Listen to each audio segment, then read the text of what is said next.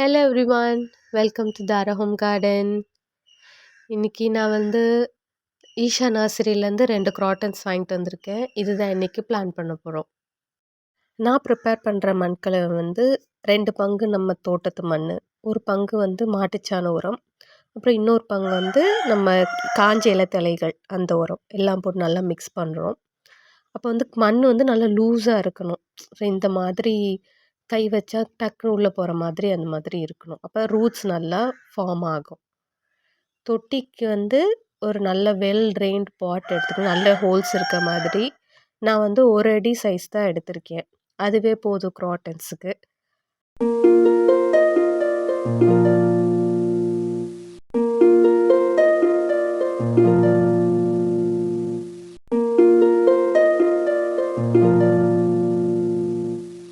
Okay, plan பண்ணியாச்சு. தொட்டியில் வச்சாச்சு.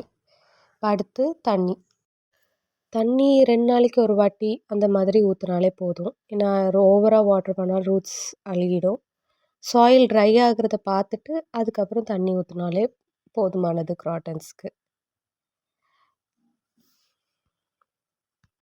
இந்த க்ராட்டன்ஸ் நம்ம இப்போ எங்கே வைக்கலான்னா, ரொம்ப வெயிலாகவும் இல்லாமல் நிழல்லையும் இல்லாமல் நல்லா பிரைட்டான லைட் இருக்கிற இடத்துல வைக்கலாம். Happy gardening. Thank you.